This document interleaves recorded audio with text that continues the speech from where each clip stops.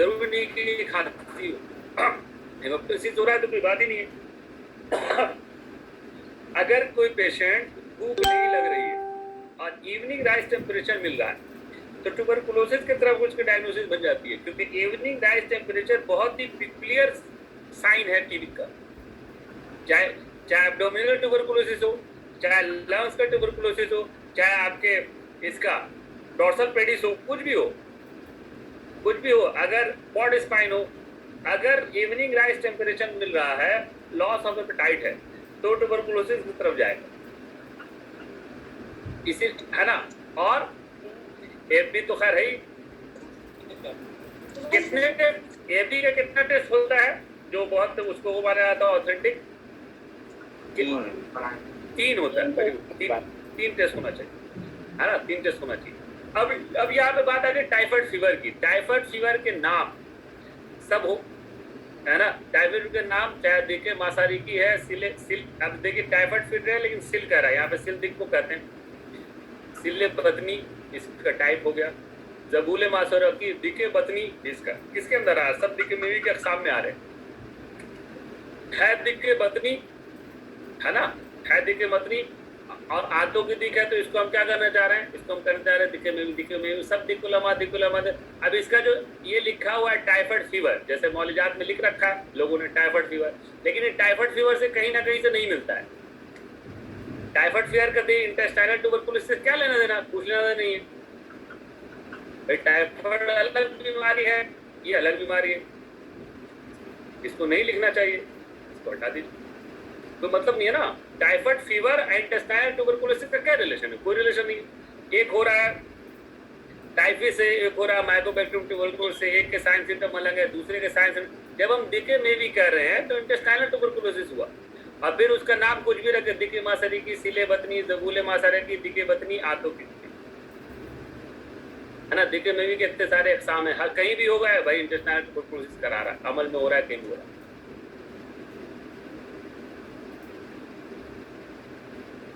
English, एक बात और याद रखिए, किसी भी इसमें शरह-ए-बाब हो चाहे आपका दूसरी किताबें हो, इंग्लिश ट्रांसलेशन सही नहीं है।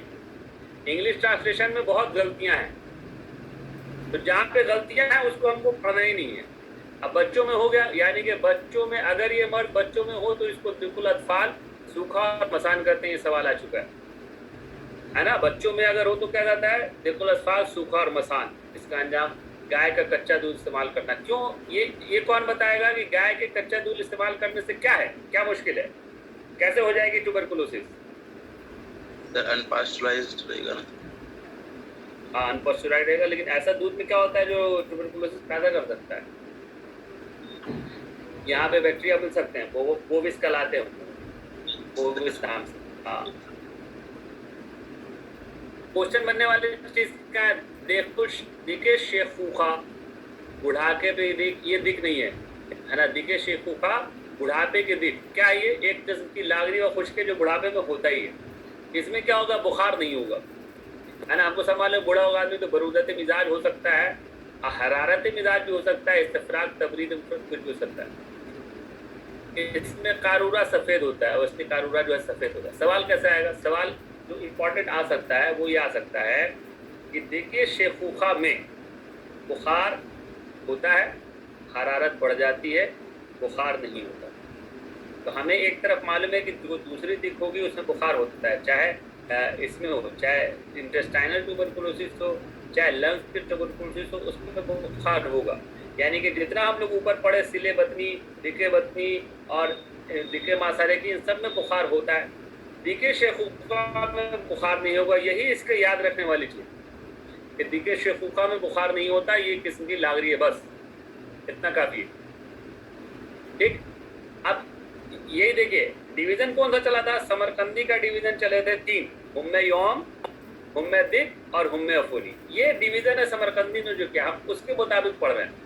हुम्मे यौम पढ़ लिया, दिक पढ़ लिया, अब हुम्मे अफूनी यानी कि हुम्मे खिलती पहले ही बता चुके हैं। अफूनी करा इसमें होगा तो इन्फेक्टिव फीवर, सेप्टिक फीवर कहलाएंगे। अखलात गर्म हो जाते हैं, सब जहाँ पे गर्म हो जाते हैं लिख के आया, वहाँ पे आ जाएगा अखलात मुतफ़िन होकर गर्म हो जाते हैं, ठंडे हो जाते हैं, इनके हरारत पे कोई फ़र्क नहीं पड़ता, है ना, इनमें से कोई नहीं। तो मेन याद बात क्या है, खिलती बुखार वो है जिनमें अखलात मुतफ़िन होकर गर्म हो जाते हैं, गर्म हो जाते हैं, है ना। फिर ये गर्मी खून और दरिया आखिर में कल्ब से तमाम आदा तक फैल जाती है। खिलते बुखार का सबब अफूनत मादा, और वस्ती खिलती बुखार का सबब अफूनत मादा ही होता है। इसीलिए मैं एक बात कहता हूँ, मॉडर्न के हिसाब से, या जब कभी प्रेजेंटेशन वगैरह होता है तो एक बात हमेशा याद रखिएगा, मॉडर्न का जो कंसेप्ट है, मॉडर्न कंसेप्ट कहता है कि बैक्टीरिया, वायरस, ये वो दिस दैट इन्फेक्शन से आपको बीमारी होगी, यही बात कहती है। यूनानी कहती कि नहीं, जब बीमारी जब पैदा होगी जब हमारे बॉडी फ्लूइड्स के इंटरनल्स के जो बैलेंस होगा वो गड़बड़ाएगा, चाहे वो कैफियत के हिसाब से हो चाहे कमियत के हिसाब से हो। अगर कैफियत बदल गई फ्लूइड्स की, खिल्त की, या उसकी कमियत बदल गई, तब बीमारी हो, है ना। तब मॉडर्न क्या कहते नहीं, बैक्टीरिया वायरस जो है बीमारी कॉज करते हैं। लेकिन हकीकत में अगर देखा जाए, थोड़ा हट है, हकीकत में अगर देखा जाए तो जो यूनानी कंसेप्ट है वही सही है। इसलिए कि यूनानी पढ़ा हुआ मैं इसलिए कह रहा हूँ, मैं फैक्ट इसलिए कह रहा हूँ, यूनानी कंसेप्ट इसलिए सही है, at the time of this time कम से कम 10 करोड़ बैक्टीरिया तो हमारे अंदर है, आपके अंदर भी है। 10 करोड़ हमारे अंदर है, आप सबके अंदर है बैक्टीरिया। क्या इससे हम बीमार हो रहे हैं? नहीं हो रहे। कई तरह के प्रोटोजोआ है, कई तरह के, है ना, घूम रहे हैं वायरस, कई तरह के, इवन क्या है, बेनिफिशियल बैक्टीरियाज हैं जो विटामिन के का फॉर्मेशन कर रहे हैं, विटामिन बी का फॉर्मेशन कर रहे हैं हमारे इंटेस्टाइन के अंदर। जब तक ये बैक्टीरिया है ना, जब तक ये बैक्टीरिया क्या नहीं करेगा, हमारे किसी फ्लूइड कंस्टिट्यूएंट में चेंज नहीं कर देगा, तब तक हम बीमार नहीं पड़ेंगे। एकदम फैक्ट बात, चाहे वो उसकी क्वांटिटी या उसकी क्वालिटी कितनी भी कम क्यों ना हो। आजकल तो पाइकोग्राम और नैनोग्राम और गोजोग्राम में हम लोग हार्मोन का कंसंट्रेशन पढ़ते हैं, पाइकोग्राम में है तो नैनोग्राम में, लेकिन वो अपने बॉडी पे इफेक्ट दिखाता है। सेम इसी तरह से जब तक कोई बैक्टीरिया टॉक्सिन रिलीज करेगा तो क्या होगा, वो हमारे फ्लूइड में आएगा, वो हमारे खिल्त में आएगा। तो जो कंस्टिट्यूएंट टॉक्सिन से पहले करने का टॉक्सिन रिलीज पहले करने का था जो था, क्या वो वही रहेगा उसका कंस्टिट्यूएंट? क्या उसमें चेंज नहीं होगा? ऑब्वियसली उस ब्लड में, उस खिल्त में जब तक क्वांटिटिवली या क्वालिटेटिवली टॉक्सिन प्रेजेंट नहीं होंगे तब तक इंसान बीमार नहीं पड़ता है। बैक्टीरिया तो बहुत सारे बेनिफिशियल भी हैं, तो सिर्फ बैक्टीरिया का प्रेजेंट होना या किसी वायरस का प्रेजेंट होना बीमारी पैदा नहीं कर सकता। बीमारी कब पैदा होगी जब हमारे खिल्त के कंस्टिट्यूएंट किसी भी तरह से, चाहे बैक्टीरियल टॉक्सिन से गड़बड़ा जाए, चाहे वायरल टॉक्सिन से गड़बड़ा जाए, या इतना डैमेज हो जाए कि उससे पूरा कंस्टिट्यूएंट, जैसे आरबीसी टूटने लगे, भाई मलेरिया हुआ, आरबीसी का तेजी से ब्रेक डाउन हो रहा है, तो भाई जो खिल्त दम था हमारे अंदर, जितना प्रेजेंटेशन था, वो तो अब कम हो गया। ऑब्वियसली हुआ क्या कि खिल्त दम जो है आरबीसी के टूटने की वजह से हमारे इसकी क्वांटिटी कम हो गई, तो हम बीमार पड़ गए। लेकिन जब तक बीमार नहीं पड़ेंगे, जब तक खिल्त के कॉन्स्टिट्यूएंट में चेंज ना आ जाए, चाहे क्वांटिटिवली पाइकोग्राम हो चाहे क्वालिटेटिवली उसका एसिड बेस बैलेंस में हो, तब तक बीमार पड़ने की ये पॉसिबिलिटी नहीं है। जब तक हमारे खिल्ते को, तो ये कहना कि भाई ऐसा नहीं है कि, इसलिए मैं बता, ऐसा नहीं है कि जो थ्योरी आई बाद में बैक्टीरिया और वैक्सीन की 1600 के आसपास, वो हमारे यूनानी कंसेप्ट को कंट्राडिक्ट कर रही है। यूनानी कंसेप्ट को कंट्राडिक्ट नहीं कर रही है, बेसिकली वो यूनानी कंसेप्ट को क्या कर रही है, सपोर्ट कर रही है। अगर हम सोचें या समझने की कोशिश करें तो बेसिकली वो यूनानी कंसेप्ट को सपोर्ट इस तरह से कर रही है कि जो कुछ भी बैक्टीरिया वैक्सीन हो, बैक्टीरिया वायरस करता है, वो क्या करता है, वो हमारे एक कंस्टिट्यूएंट को, क्वांटिटी को मेंटेन कर रहा है। इस बात को समझना बहुत जरूरी है। खाली बैक्टीरिया के होने से कोई बीमार नहीं पड़ा। अगर ऐसा होता, एक आदमी सेम बैक्टीरिया के तरफ से बीमार पड़ रहा है, दूसरा नहीं पड़ रहा है, क्यों? क्योंकि दूसरे बॉडी की इम्यून सिस्टम इतना स्ट्रांग है जो उस खिल्त के कंस्टिट्यूएंट को क्वांटिटिवली या क्वालिटेटिवली चेंज नहीं होने दे रहा है, उसको मार दे रहा है, उसको चेंज नहीं होने दे रहा है। दूसरे का क्या है, दूसरे का इम्यून सिस्टम इतना स्ट्रांग नहीं है कि वो अपने खिल्त के कंस्टिट्यूएंट को क्वालिटेटिवली और क्वांटिटिवली बैलेंस रखता है, इसलिए वो बीमार हो रहा है। अगर बैक्टीरिया के प्रेजेंस ही इंसान को बीमार करता तो हर आदमी को बीमार होना चाहिए था। जहां वो अपने प्रेजेंस से हमारे बॉडी फ्लूइड्स के कंस्टिट्यूएंट को चेंज ला सकता है, वो आदमी बीमार पड़ जाता है। जैसे ही चेंज आता है बीमार पड़ता है, टॉक्सिन रिलीज होता है तब, डैमेज करने लगता है तब। इसीलिए तो इंक्यूबेशन पीरियड्स होते हैं। भाई 5 दिन से बैक्टीरिया हम क्यों नहीं बीमार पड़े? जब कब बीमार पड़े?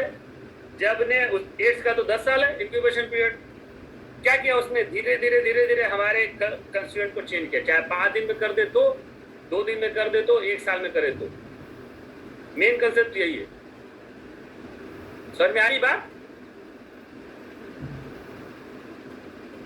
चलो अब जाहिर सी बात है, अब ये नहीं हमने याद करना है कि हुमियाते और फुनिया की खिल्त के एतबार से 4 खिल्त 4 है, तो जाहिर सी बात है खिल्त के एतबार से 4 ही किस्म होगी, है ना। अब जो हम लोग 4 खिल्त के 4 किस्म है, तो खिल्त के एतबार से 4 ही किस्म होगा। हुमाते और सवाल आ गए हुमाते और फुनिया की खिल्त के एतबार से कितनी किस्म है, तो भाई खिल्त 4 होती है तो किस्में भी 4 होंगी। हमें इसमें याद क्या करना है।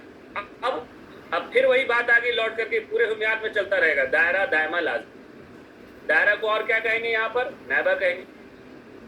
जब इखलात रगों में मुतफ़न होते हैं तो हुम्मे दायमा कहलाता है, और जब इखलात रगों से बाहर मुतफ़न होते हैं तो हुम्मे दायरा कहलाता है, या दोनों। तो इम्पोर्टेंट बात क्या हुई, हुम्मे दायमा कब पैदा होगा भाई, जब रगों में इंट्रावेस्कुलर फ्लूइड्स में कुछ चेंज आ जाए। इंट्रावेस्कुलर फ्लूइड में जब चेंजेस आ जाए तो हुम्मे दायमा होगा, हमेशा रहेगा। बुखार जो है क्या होगा, घटेगा, फितरा होगा, उतरेगा नहीं, यूनानी कंसेप्ट है।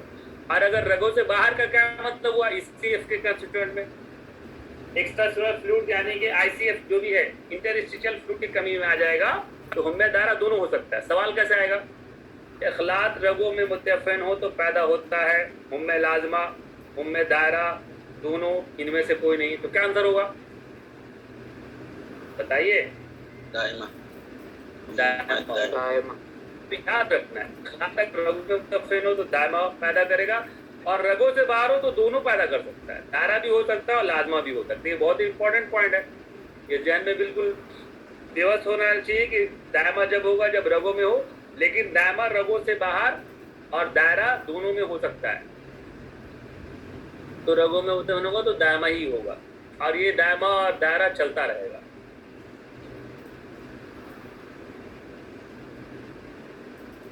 अब ये देखिए यहाँ पे जो हम लोग हुम्मात नायबा पढ़ रहे हैं ना, दायरा नायबा कहें दायरा कहें की बात है। इसमें ये कॉमन सिम्टम है, कॉमन सिम्टम है ना। कॉमन सिम्टम में क्या क्या इसमें मिल सकता है, बारी वाले में सर्दी का होना, ये सब पसीना आकर, ये सब याद करने की बात है। जाहिर सी बात है, फेफड़े में खून का इस्तेमाल होगा तो सांस तेज चलने लगेगी। जब खून का इस्तेमाल जिगर मैदा में होता है तो मतली आती है, प्यास की शिद्दत होती है, भूख बिल्कुल नहीं लगती, दूसरा दर्जा बढ़ जाता है, गर्मी का दर्जा, तीसरा दर्जा पसीने का दर्जा करने वाला। अब यहाँ पे ये सब चीज़ें जो है फुनिया उसूल इलाज, ये सिर्फ क्या है, ये मैं आपको भेज दूंगा, इसको पढ़ाने वाली चीज़ें नहीं। उसूल इलाज तो आपको याद करना पड़ेगा, तकनीक देती हैं। जहाँ पे समझाने वाली बात है वही मैं समझाऊंगा।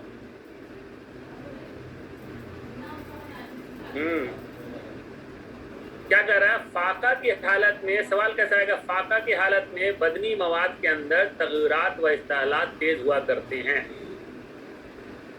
क्यों? क्योंकि अगर ग़िज़ा की हालत में क्या होता है, पूरा सिस्टम बॉडी का ग़िज़ा को पचाने में, उसको चेंज करने में ही लग जाता है, नींद आने लगती है। लेकिन फाका क्या, इसीलिए बहुत से बीमारी में फाका खुद ब खुद फीवर होता है तो भूख नहीं लगती है ना। फाका की हालत में क्या, बदनी मवाद के तगय्युरात व इस्तेहलात तेज हो जाएंगे। जाहिर सी बात है, उसको ठीक करने के, इसके करने के लिए मेटाबॉलिज्म जो है बदनी मवाद का सही हो जाएगा। ये भी याद करने वाली बात नहीं। याद करने वाली बात क्या है, खूनी बुखारों में बकुल, माउल बकुल कहते हैं ना, माउल बकुल किसको कहते हैं, सब्जियों का पानी। हाँ, माउल बुजुर्ग किसको कहते हैं, तुखमों का पानी। माउल बुजुर्ग तुखमों का पानी, ठीक। और उसके बाद माउल लहम, गोश्त का पानी। हाँ, उसके बाद हाँ मौशीर, हाँ, अब आया जौ का पानी, मौशीर जौ का पानी। मुदस्सिर याद रखना, गलत बोल गए तुम। मौशीर, हाँ जौ, माउल असल, जड़ों का पानी नहीं, चुप रहो, है ना, माउल असल, वो असल शहद का पानी, शहद का पानी, यहीं पे याद कर लीजिए। माउल असल शहद का पानी, माउल बुजुर्ग तुख्म का पानी, माउल शीर जौ का पानी, है ना, माउल बकुल सब्जियों का पानी, माउल लहम गोश्त का पानी, यही सब आएगा। इसमें कंफ्यूजन नहीं रहना चाहिए, है ना, ठीक। क्या करें, क्या जाए। ये जब मौलिजात के स्पेशल पेपर आते हैं तो उसमें बहुत अंदर के सवाल पूछ दिए जाते हैं।